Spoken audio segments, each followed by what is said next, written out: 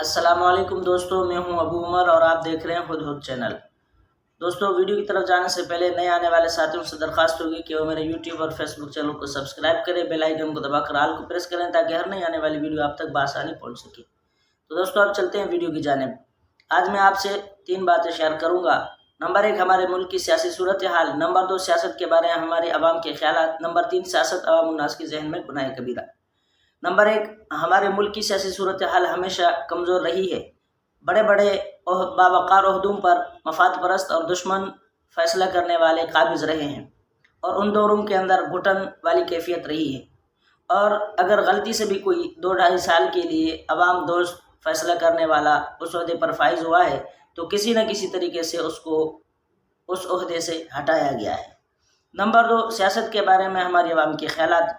ہماری عوام کی سوچ یہ ہے کہ سیاست وہ شخص کرے جو سب سے زیادہ بدتمیز، بد اخلاق، خدا اور رسول کے احکامات کی دھجیاں اڑانے والا، عوام الناس کو کیڑے مکوڑے سمجھنے والا، ہر لحاظ سے گندا انسان ہو تو وہی شخص سیاست کرے۔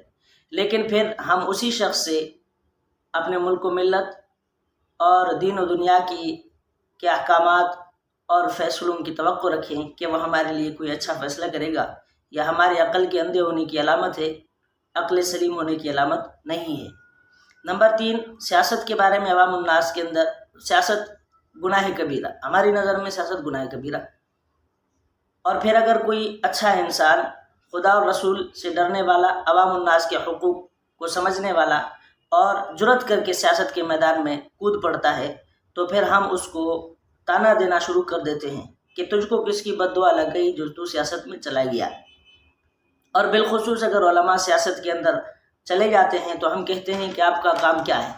آپ کا کام تو مسجد اور مدرسہ سنبھالنا ہے، سیاست میں آپ کا کیا کام؟ حالانکہ رسول کریم صلی اللہ علیہ وسلم کی حدیث مبارک ہے، کانت بنو اسرائیل تسوسهم الانبیاء، کہ بنی اسرائیل کے انبیاء وہ سیاست کیا کرتے تھے۔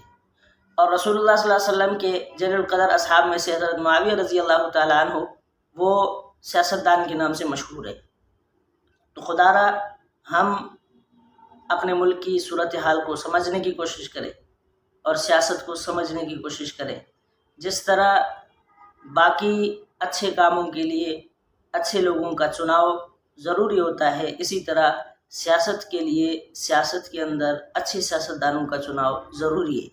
اس لیے ہم سیاست کی معنی اور مطلب کو اپنے علماء سے پوچھیں اور ووٹ کی شرعی حیثیت معلوم کر کے اور صحیح معنوں میں اپنے ووٹ کو کاسٹ کریں تاکہ ہمارے ملک و ملت، اولاد کی عزت و ناموس، جان و مال کا تحفظ ہو سکے۔